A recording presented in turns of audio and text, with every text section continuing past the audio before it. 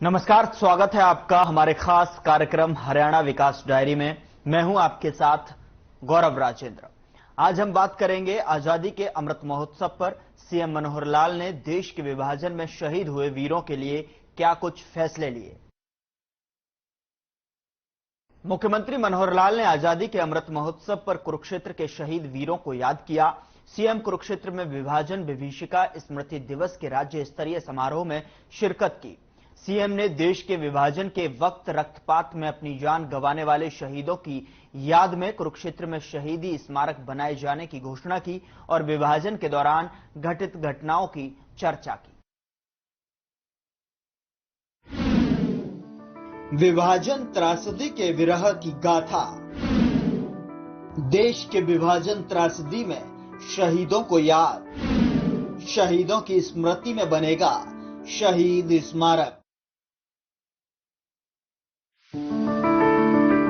कुरुक्षेत्र में विभाजन विभीषिका स्मृति दिवस पर आयोजित राज्य स्तरीय कार्यक्रम में मुख्यमंत्री मनोहर लाल ने शिरकत की। सीएम ने घोषणा की कि विभाजन के समय शहीद हुए लाखों लोगों की स्मृति में कुरुक्षेत्र जिले में पीपली के पास लगभग 25 एकड़ में पंचनद स्मारक ट्रस्ट की ओर से शहीद स्मारक बनाया जाएगा। सीएम ने ट्रस्ट से स्मारक का निर्माण का कार्य जल्दी शुरू करने का आह्वान किया। यह स्मारक पंचनद ट्रस्ट की ओर से संचालित किया जाएगा। सीएम मनोहर लाल ने कहा कि वे चाहते हैं कि इस स्मारक की राष्ट्रीय स्तर पर पहचान बने, जिसके लिए समाज के हर सदस्य को इसमें अपना योगदान करना चाहिए। एक बीच में समय ऐसा था, ऐसा कह सकते हैं कि सन 75 से पहले देश की आजादी को 25 ही साल हुए थे। घटनाएं तरोताजा थी। नानी दादी भी उस समय हमारे ऐसे यानी एक लेवल आयु की थी कि वो भी बहुत बड़ी संख्या में अपने बच्चों को कहानियां सुनाती थी। आज तो उनकी संख्या भी कम हो गई है और आज शायद समय के हिसाब से हमारे उस नौजवान बच्चे भी उन कथा कहानियों को सुनना भी नहीं चाहते हैं। लेकिन वो एक समय था, मुझे याद है जब मैं स्कूल में पढ़ता था, कॉलेज में पढ़ता था, तुम्हारी दादी हमको सारी कहानियां सुनाती थी कि बेटा किस प्रकार से हम लोग वहां चले, कैसे मेरे पिताजी और मेरे ताया जी दोनों की उस समय शादी नहीं हुई थी, बहुत नौजवान अवस्था में थे। पूरा परिवार आ गया, पीछे पीछे वो अकेले रह गए, तो वो क्योंकि वो सब मार काट मची हुई थी, उनको भी भेष बदल करके आना पड़ा। जैसे अभी हमारे एक मित्र ने जो वीडियो आपने देखा है, कितनी कहानियां हमने देखी हैं, सबकी पीड़ाएं आज बोल रही हैं, सिर उठता है शरीर। तो इस नाते से वो कहानियां जब वो सुनाती थी, और मैं समझता हूं कि उन कहानियों के कारण से ही मेरे जीवन में कम से कम अगर बदलाव आया है तो उन कहानियों के कारण से आया है मित्रों, उन कहानियों के कारण से आया है। हमको नहीं पता होता था देश क्या है, समाज क्या है, धर्म क्या है, लेकिन वो कहानियां सुन सुन करके देश, समाज, विभाजन क्या है, धर्म क्या है, ये सारी बातें तब जाके समझ में आई। और एक समय ऐसा आ गया, एक अच्छी संस्था के साथ मेरी संगत हुई और मन में विचार किया कि मुझे देश और समाज के लिए ही करना, परिवार के लिए कुछ नहीं करना है। ये संकल्प उस कारण से ही लेना पड़ा। सीएम ने लोगों से आह्वान किया कि वे अपने पूर्वजों के बलिदान को याद करें और इस कार्य में योगदान के लिए आगे आएं। मुख्यमंत्री ने कहा कि वे भी अपनी ओर सरकार की तरफ से इस स्मारक के निर्माण में योगदान करेंगे। मुख्यमंत्री ने इस अवसर पर देश के विभाजन के बाद हुए रक्तपात में मारे गए लोगों के प्रति श्रद्धांजलि व्यक्त करते हुए कहा कि आज का दिन भारत के इतिहास में युगांतकारी परिवर्तन लाने वाला दिन है। वर्ष 1947 में भारत की आजादी की प्रक्रिया चल रही थी, तो दूसरी तरफ भारत माता की छाती पर लकीर खींचकर देश का विभाजन भी किया गया था। देश का विभाजन ऐसी त्रासदी है जिस पर आजादी के बाद का साहित्य भरा पड़ा है। हमको पता है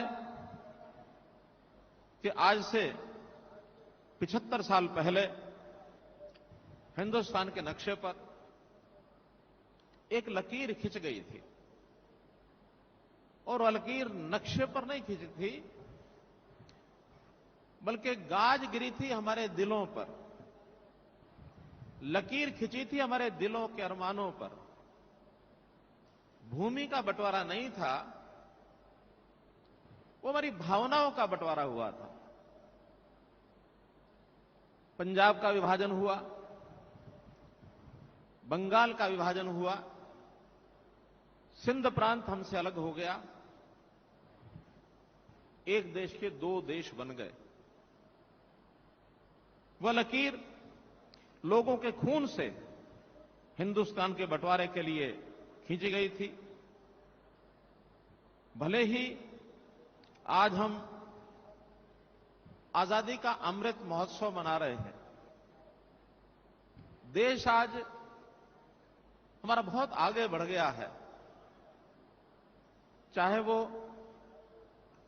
औद्योगिक क्षेत्र हो, चाहे वो कृषि हो, चाहे देश की तीसरी आर्थिक स्थिति हम बन गए हों, दुनिया में स्वाभिमान से हम लोग काफी आगे बढ़े हैं। लेकिन ये सब आखिर हुआ है तो निश्चित रूप से हजारों लाखों लोगों की जिन्होंने उसमें कुर्बानियां दी, उनकी कुर्बानी के ऊपर नींव है। देश आजाद होते समय विभाजन हुआ, आजादी लेने की ख्वाहिश थी, सारे देश के लोगों की थी। सैकड़ों साल अंग्रेजों के समय से हमने आजादी के लिए लड़ाइयां लड़ी। कितने ही क्रांतिकारी, कितने हमारे सैनिक, कोई फांसी के फंदे पर झूम गया, कोई लड़ाई लड़ते हुए शहीद हुआ।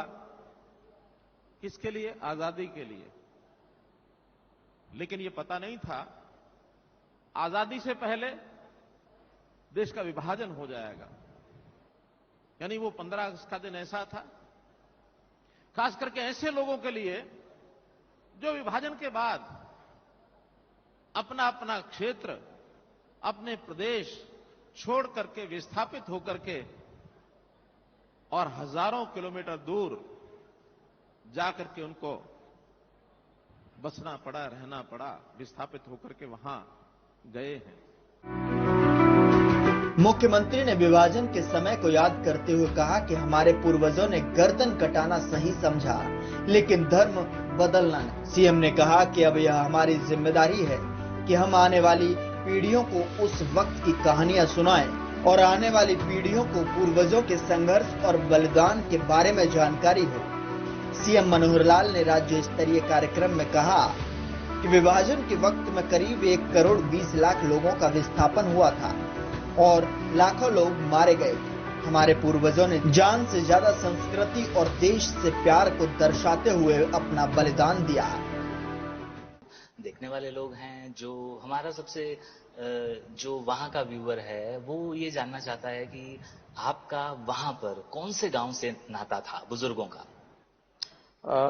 देखिए, वो हमारे बुजुर्ग बताते हैं कि जिला झंग में और तहसील शोरकोट तहसील थी और एक झलार होती थी, खटरा की झलार, खटरा वाली झलार, वो गांव का नाम ही था। हमारे परिवार के ही सब लोग ज्यादातर वहां रहते थे और वहां पर हमारी खेती भी थी, दुकान भी थी और एक अच्छा कारोबार जिसको कहते हैं वो था। लेकिन चूंकि एक त्रासदी है और उसको आखिर क्या याद करेंगे, इतना सब छोड़ना कोई बहुत आसान नहीं होता है। लेकिन पूरे काफले के काफले चल करके वहां आए और यहाँ पहुंच गए। विभाजन के समय का आप जिक्र कर रहे थे, क्या कोई ऐसा दर्दनाक हादसा जो कभी कभी आपको कुचेठता हो कि नहीं, ये वाकया ऐसा हुआ था, आज 2022 में हम लोग विभीषिका मना रहे हैं, उस दृश्य को याद करके आपको कभी कभी उलझन होती हो? ऐसा कुछ वाकया बुजुर्गों का सुनाया होगा या कोई घटित हुआ हो हमारे साथ? हाँ, एक हमारी दादी जी ने जो हमको बताया था कि क्योंकि हमारे पिताजी 4 भाई थे और दादा दादी 4 भाई, सबका अपना परिवार था और चारों जो भाई थे वो अनमैरिड ही थे उस समय तक। तो हमारे जो सबसे बड़े, जो मेरे ताया जी थे वास्तव में, वो उस दिन, जिस दिन वहां से ये काफिला बन करके, क्योंकि अचानक ही ये एक वहां से निकलना पड़ गया, उनको कोई पहले से प्रोग्राम नहीं था।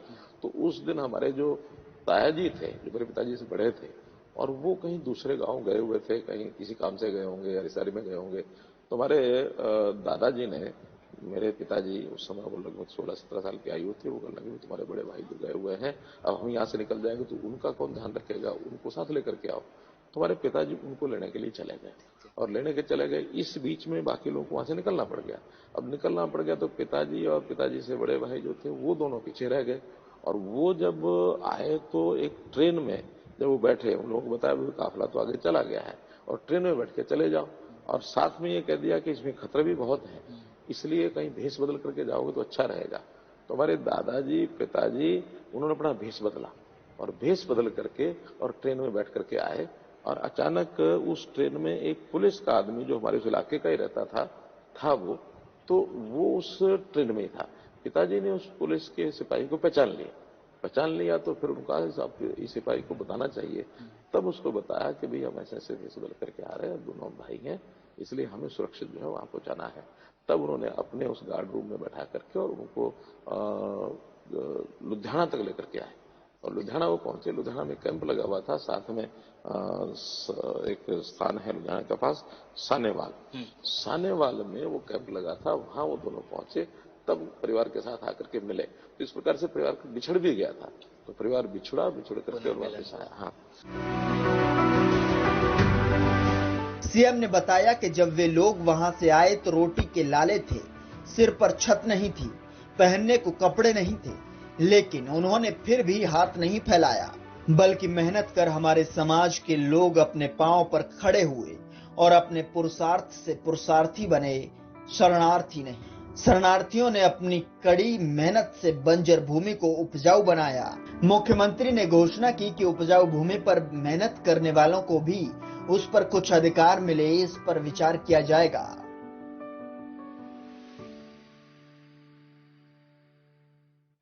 सीएम मनोहर लाल आजादी के अमृत महोत्सव के अवसर पर देश के विभाजन की त्रासदी को याद किया। आजादी के दौरान देश के वीर जवान शहीद हो गए। सीएम ने कहा कि लोगों को आजादी से पहले विभाजन का दंश झेलना पड़ा, अपना क्षेत्र छोड़कर हजारों किलोमीटर दूर बसना पड़ा। विभाजन में लाखों लोग शहीद हो गए। विभाजन के दौरान बहु बेटियों के साथ बुरा बर्ताव हुआ। विभाजन ने देश का नक्शा ही बदल दिया। विभाजन के बाद लोगों के पास खाने तक को कुछ नहीं था, लेकिन लोगों ने विभाजन के बाद उभरती स्थिति से हिम्मत नहीं हारी। विस्थापन के बाद आए लोगों ने खेती कर काफी मेहनत की और देश को तरक्की के शिखर पर पहुंचाया। मुख्यमंत्री ने युवा पीढ़ी से आह्वान किया कि अगर हमें देश को आगे बढ़ाना है तो हमारा समाज, संस्कृति, बोली, भाषा को याद रखना होगा। मुख्यमंत्री ने कहा कि प्रधानमंत्री नरेंद्र मोदी ने देश के बंटवारे को 20वीं शताब्दी की सबसे बड़ी त्रासदी कहा है। सीएम ने ही गत वर्ष स्वतंत्रता दिवस पर आजादी के अमृत महोत्सव का शुभारंभ करते हुए 14 अगस्त को विभाजन विभीषिका स्मृति दिवस मनाने की घोषणा की थी। आभारी हूं मैं उनके प्रधानमंत्री जी का। उन्होंने ये भी कहा कि 20वीं सदी की ये सबसे बड़ी त्रासदी है, यानी 100 साल की सबसे बड़ी त्रासदी 1947 की है। दुनिया की सब त्रासदियों को मिला करके इतनी बड़ी संख्या में इतना बड़ा विस्थापन, इतनी बड़ी शहादतें, ये दुनिया के किसी देश में ये नहीं हुई है। विभाजन तो और देशों के भी हुए हैं, लेकिन इस भारत पाकिस्तान के विभाजन पर ये सबसे बड़ी त्रासदी है, और जिसमें मैंने बताया कि लाखों लोग उसके अंदर जो है विस्थापित हो गए। कल तो 15 अगस्त है, अपने देश की स्वतंत्रता के 75 वर्ष पूरे हो जाएंगे। एक खुशी का दिन होगा, लेकिन आज 14 अगस्त, इसके बारे में क्या कहा जाए। कम से कम ये दिन खुशी का तो नहीं हो सकता। हां, हमारी पीड़ा, वेदना, उसकी स्मृतियां, उन स्मृतियों को संजोने का दिन और हमारे गौरव का दिन है। आज इस गौरवपूर्ण दिन पर हम एकत्र हुए हैं। पूरे देश में इस देश की जो 1947 में विभाजन हुआ था, विभाजन विभीषिका स्मरण दिवस ये मनाया जा रहा है। सीएम मनोहर लाल ने कहा कि हरियाणा की इस भूमि ने बंटवारे के दर्द को कुछ अधिक ही सहन किया है। यहाँ पाकिस्तान से उजड़ कर आने वाले लाखों परिवार इस बात का प्रमाण हैं। वे स्वयं उन्हीं परिवारों के बीच पले बड़े हैं और उस दर्द को भली भांति जानते हैं। सीएम मनोहर लाल ने कहा कि देश के विभाजन के दर्द को कभी भुलाया नहीं जा सकता। आजादी का जश्न मनाते हुए एक कृतज्ञ राष्ट्र मातृभूमि के उनके बेटे बेटियों को भी नमन करता है, जिन्हें हिंसा के उन्माद में अपने प्राणों की आहुति देनी पड़ी। यह दिवस हमें भेदभाव, वैमनस्य और दुर्भावना के जहर को खत्म करने के लिए न केवल प्रेरित करेगा, बल्कि इससे एकता, सामाजिक सद्भाव और मानवीय संवेदनाएं भी मजबूत होंगी। साथ ही वर्तमान और आने वाली पीढ़ियों को विभाजन के दौरान लोगों की ओर से झेले गए दर्द और पीड़ा की याद दिलाएगा।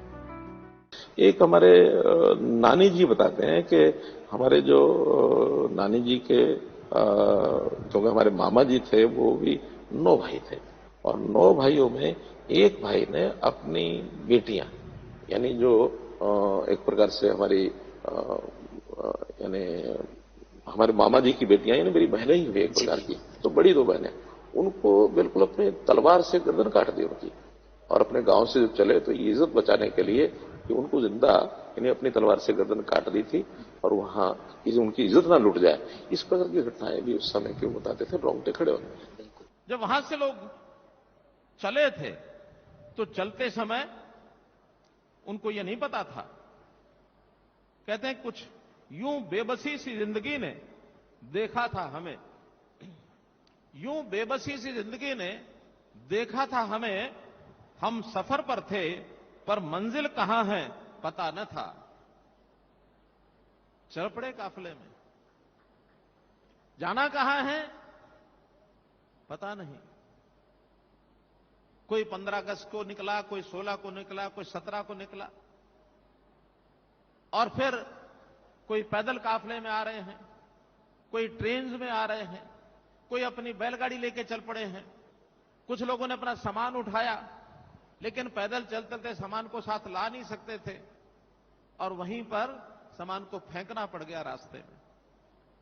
बहुत लोग उस संघर्ष में, क्योंकि संघर्ष भी आपस में 2 समाज के वर्गों का, क्योंकि ये विभाजन जो हुआ था ये मजहब के आधार पर हो गया और मजहबी उन्माद, हिंसा, घृणा, नफरत ये जब फैली उसके ऊपर इस विभाजन में संघर्ष के अंदर लाखों लोग मारे गए, शहीद हो गए। कुछ लोग शहीद हुए, कुछ लोग जिन्होंने अपनी बहू बेटियों की इज्जत को बचाने के लिए, यहां तक भी है कि हजारों बहन बेटियों को उनकी गर्दन तलवार से अपने हाथों से उतार दी, अपने हाथों से उतार दी। इज्जत को बचाते हुए बहुत सी हमारी बहू बेटियां कुएं में छलांग लगा गई, ढेर के ढेर लग गए। जैसे जलियांवाला बाग का दृश्य, उस अंग्रेजी सेना के जब उन्होंने बर्बरता से गोलियां चलाई थी तो वहां बैठे हुए लोग, कुआं था उसके अंदर छलांग लगा गए, कूद गए। वहां तो शायद जान बचाने के लिए किया, लेकिन यहां इज्जत बचाने के लिए किया। हमारी बहू बेटियों ने छलांग लगा दी कुओं में। तो कितना यह भयानक दृश्य रहा होगा। ये दर्द जिन्होंने सहा, ये चीख पुकार जिन्होंने सुनी, उस दर्द को आज भी, जिनकी आयु आज 75 वर्ष से 80 वर्ष से ऊपर है, उनको दर्द आज भी याद आता है तो वो सताता है। ऐसे बहुत से लोग आज हमने जिनका सम्मानित किया है, जिनको सब लोग तो आने संभव भी नहीं थे, आयु के कारण से आ नहीं पाए, लेकिन आज भी लाखों लोग ऐसे हैं सारे देश में जो उन घटनाओं को याद किए हुए हैं और वो इस रोंगटे खड़े होने वाली घटनाओं को भूल नहीं पा रहे। मुख्यमंत्री ने कहा कि प्रधानमंत्री नरेंद्र मोदी ने देश को एक सूत्र में पिरोने के लिए सबका साथ सबका विकास के विभाजन के साथ अनेक पहल की हैं। सीएम ने एक भारत श्रेष्ठ भारत योजना के तहत देश के एक कोने में बैठे लोगों को दूसरे कोने के लोगों से मिलने और उन्हें जानने का अवसर प्रदान किया है। इससे देश के सब लोग भारत को जानकर उससे अपना लगाव महसूस करेंगे। सीएम मनोहर लाल ने प्रधानमंत्री के विजन से प्रेरित होकर हमने हरियाणा में हरियाणा एक हरियाणवी एक नारा दिया है। आज वक्त इस बात को याद करने का है कि इस देश में पिछले 70 सालों से 67 सालों में बहुत से प्रधानमंत्री आए। हमारे श्री नरेंद्र मोदी जी तो अब 8 साल से हैं। क्या उन 67 सालों में किसी ने इस समाज की कुर्बानियों का याद किया? किसी ने नहीं किया। ये पीड़ा श्रीमान नरेंद्र मोदी आज के अपने प्रधानमंत्री उनके मन में उठी कि जिनके परिवार उजड़ गए, जिन्होंने अपनों को खो दिया, अपनों को कत्ल भी किया, ऐसे समाज को याद करने के लिए हमको ये जो 14 अगस्त का दिन है, इसको विभाजन विभीषिका स्मृति दिवस मनाना चाहिए। ये पिछली बार लाल किला 15 अगस्त से 2021 में उन्होंने घोषणा की। इसी भाव से हमने प्रदेश के सब क्षेत्रों में समान विकास और सब वर्गों के कल्याण के लिए निरंतर काम किया है। इस अवसर पर रेलवे स्टेशनों, हवाई अड्डों और मॉल जैसे प्रमुख सार्वजनिक स्थानों पर विभाजन की भयावहता पर प्रदर्शनियों का आयोजन किया गया। वहीं कार्यक्रम स्थल पर बंटवारे के समय शहीद हुए लगभग 1200 लोगों पर बनी लघु फिल्म भी दिखाई गई। कार्यक्रम में सांसद नायब सैनी, करनाल से सांसद संजय भाटिया, अंबाला से सांसद रतनलाल कटारिया, स्वामी धर्मदेव और गीता मनीषी, स्वामी ज्ञानानंद तथा प्रदेश सरकार के कई वरिष्ठ अधिकारी भी मौजूद रहे। तो आपने इस खास कार्यक्रम में देखा कि विभाजन ने देश को क्या सबब दिया है। लोगों ने आजादी के पहले विभाजन का दंश झेला। विभाजन में किसी का पूरा परिवार बिखर गया तो किसी का कुछ नहीं रहा। इज्जत के डर से कई बहू और कई बेटियों की जानें ली। भारत और पाकिस्तान के विभाजन में देश के कई वीर जवान शहीद हो गए। विभाजन के बाद लोगों के पास ना रोटी, ना कपड़ा, ना मकान रहा। लोगों ने संघर्षपूर्ण जीवन जीने को मजबूर हो गए, लेकिन कभी किसी के सामने हाथ ना फैलाया। लोगों ने मेहनत की और सर के ऊपर छत, खाने के लिए रोटी की व्यवस्था की। और आज जो भारत में हम आजादी की जिंदगी जी रहे हैं, इस आजादी को हम सब भारतवासियों को भेंट स्वरूप दिया। सीएम ने गत वर्ष स्वतंत्रता दिवस पर आजादी के अमृत महोत्सव का शुभारंभ करते हुए 14 अगस्त को विभाजन विभीषिका स्मृति दिवस के रूप में मनाने की घोषणा की। फिलहाल आज के इस खास कार्यक्रम में इतना ही। मुझे दीजिए इजाजत। नमस्कार।